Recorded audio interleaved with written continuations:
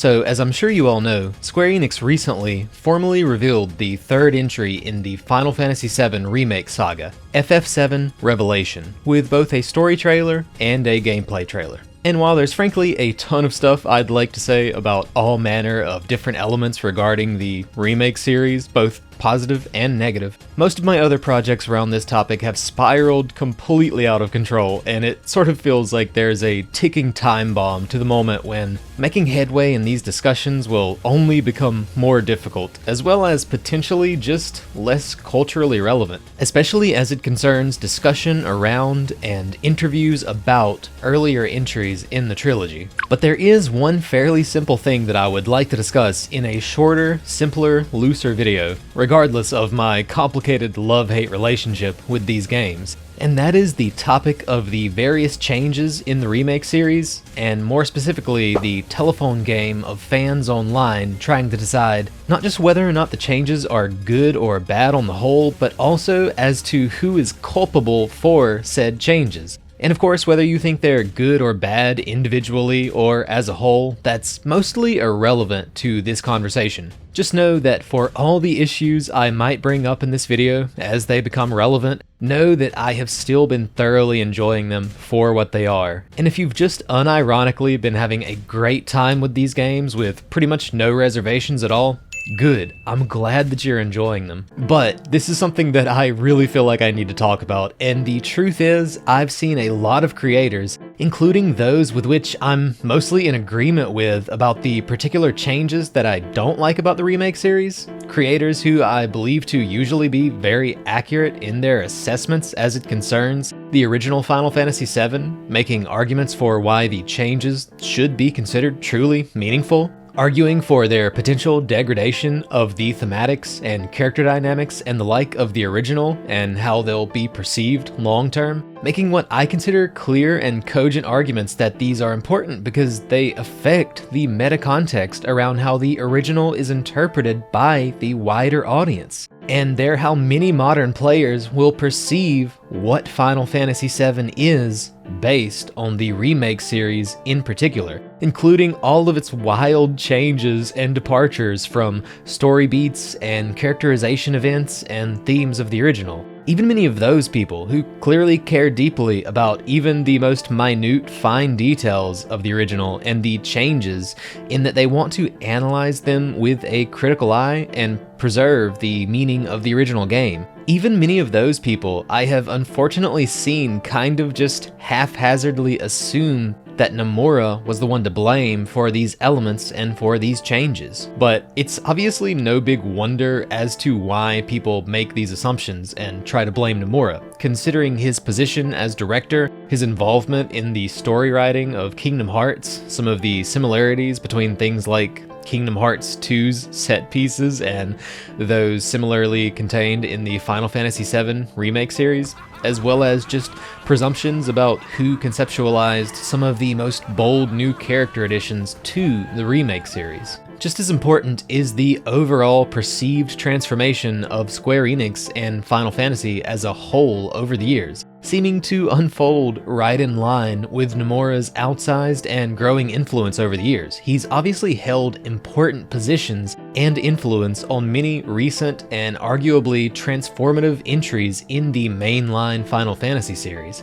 And of course, once again, it's just that historically the image of not just Final Fantasy, but the Final Fantasy VII series particularly has transformed a lot over the years, once again falling relatively well in line with the timeline of Nomura's growing influence over character designs as well as concept art, but now even direction roles and the like. And of course, there's just how absurdly over the top people perceive his aesthetic to be. After all, he is Mr. Belts and Zippers, and he is the creative visionary behind the utterly ludicrous universe of Kingdom Hearts. However, in the midst of all the research I did while writing larger scope Final Fantasy VII Remake scripts that I may or may not ever actually finish, I read quite a few different interviews featuring Nomura, Kitase, Nojima, Hamaguchi, etc. and I genuinely walked away from all of those interviews with the impression that director Tetsuya Nomura and co-director Naoki Hamaguchi, in that order specifically, most desired to keep elements of the original intact, concerning the gameplay as well as things like story and characters. While others at the company, possibly producer Yoshinori Kitase most of all, were vying for radical shifts and bold changes, and as the meme goes,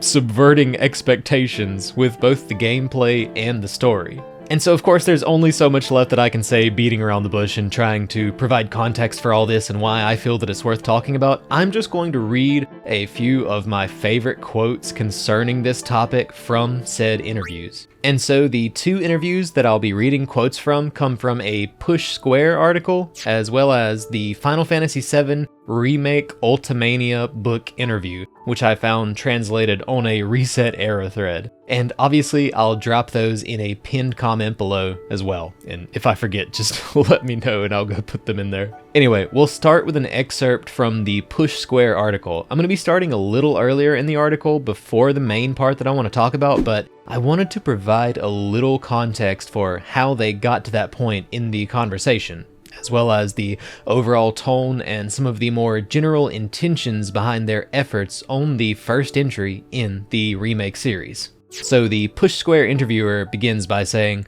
"First of all, congratulations on the launch of Final Fantasy VII Remake. How have you been pleased with how the game has been received by fans?" Producer Yoshinori Kitase responds, "Thank you to everyone who enjoyed the game. There are a lot of people who played the original game who are now working in the industry as developers, game writers, or even influencers, and I think that those people liked the remake and talked about the game, becoming evangelists and spreading the word to new players. I am very grateful indeed to all those fans who have been with us since the original and support Final Fantasy VII over the years, and it's great to welcome all the new players who are experiencing the game for the first time." The co-director, Naoki Hamaguchi, goes on to respond, "Thank you very much. After seeing the response when the game released, I felt real pride that the kind of remake we aimed for has been appreciated and approved by the fans. Our aim was to deliver a game experience that felt both new and nostalgic at the same time, not jarring with people's fond memories of the original, but enhancing them, and expressed in the most modern way possible. We have received many comments from fans expressing their approval for this approach and saying that the approach we took to the remake resonated with them, and this has inspired confidence in all the little decisions we made to build up the game. We are hugely excited about development on the next game and making that something that will meet fans' expectations too. But it is important not to forget a sense of humility and that we can still learn a lot." And so I won't prattle on about this endlessly, but as you can kind of see from that answer, Naoki Hamaguchi, the co-director of the game, kind of seems to fall in the middle ground in that he didn't want the remake to be jarring, but still obviously wanted it to feel new and experimental in certain ways. Anyway, the Push Square interviewer goes on to ask, "Final Fantasy VII is a classic RPG that means a lot to so many people. Did you ever feel that pressure while developing Remake?" Kitase, the producer, responds, "There was a certain amount of pressure, but that soon changed into joy as I watched the team making a new game that showed so much respect to the original whilst feeling completely new and fresh at the same time." And you can see he's kind of speaking along the middle grounds here as well. The interviewer then asks, "Final Fantasy VII Remake expands on the Midgar story arc significantly. When developing the game, how did you decide on the parts that you wanted to expand?" Then Kitase answers, and this is the important part, "I personally envisioned quite a dramatic change overall, but our director, Tetsuya Nomura, and co-director, Naoki Hamaguchi, wanted to keep the beloved aspects in the original as much as possible. Eventually, the development team decided to focus on respecting the original while adding in new elements, ensuring a delicate balance between the two." And so as you can see, the producer, Kitase, was obviously one of the main ones kind of vying for dramatic changes to things, as he says, dramatic changes overall. But it was members like Tetsuya Nomura and co-director Naoki Hamaguchi, as well as other members of the development team overall, who kind of pulled things back down to earth and argued that such dramatic changes overall weren't necessary, and that they should go for a balance. And now we'll jump to the Ultimania book interview to get Nomura's perspective on a fairly similar topic, as he wasn't present for the other interview with Push Square. Anyway, this was just after the team was asked, "What part of the remake did you pay extra attention to?" After which director Nomura responded, "I wanted to keep the elements of the original story. In terms of the battle system, things like the ATB gauge or materia, limit breaks, etc. made up an important part of the game, and I wanted to try to bring that over to the remake. However, we had to consider not only the old fans of the game, but the new ones as well. For the veteran players who knew the ropes already, as well as the new players who were just getting into it, we wanted to create a satisfying experience for both. Not only did we take the original game's structured elements and modernize them, but it was important for us to make it so that old fans would be able to come to terms with the changes as well. Since the original game was released more than 20 years ago, if we were to change the styles to reflect modern ones, I'm sure people would accept them. However, let's say that we changed Cloud's hairstyle to not be spiky anymore. That would be weird, right? It was difficult to find a good balance between realism and the original. And so while you do see an obvious sort of willingness to accept the necessity of modernizing things and the alleged necessity for updating and modernizing things specifically for, it's kind of the meme at this point, but for the quote-unquote modern audience. But you also see that he says quite explicitly, I wanted to keep the elements of the original story, as well as pointing out, in terms of the battle system, things like the ATB gauge or materia, limit breaks, etc. These were also things that he wanted to keep intact, at least initially. Anyway, before I move on to the final quote I'd like to point out today, I'm also going to go back a bit earlier in the Nomura quotes from this interview again, because I, like many, have often wondered why it was called Remake when it was clearly never really intended to be a truly faithful remake of the original story, even since the first entry of the game. And during the little bit of time that I did spend asking people online why they didn't feel that this was just an inaccurate title to give the game when marketing it to people expecting a faithful remake in particular, after all, it's called Remake, I saw quite a few people responding to this in saying that they had addressed this to at least the Japanese audience in this Ultimania book interview and quote-unquote admitted that it wasn't a remake years ago. And this is, from the other side of this argument, also seemingly completely false. So here's the quote where Nomura is asked why it's called Remake in that interview that I've often seen people cite. I don't think that this is necessarily a satisfactory answer personally, as much goodwill as I really am trying to give Nomura here based on everything else I've read, but it is the answer he gave, so I thought it was worth citing here while we're already on the topic. The interviewer asks, the title for the remake is just Remake, which is a bit rare to put in a title. Is there any specific meaning to it? Nomura responds, I am the one who decided on the title Remake, but there are two meanings to the title. The first being that we wanted to quell the doubt that arose when we first announced that we were doing a remake. When the first trailer was released, there were people who weren't sure if this installment of Final Fantasy VII was merely a remaster or an actual remake, which made them worry. When we revealed the trailer at E3 in 2015, the reactions were as I expected, with some even asking if this was going to be a movie. That's why I decided to clearly express to those with doubt that this is a complete remake of the original with the title Remake as well.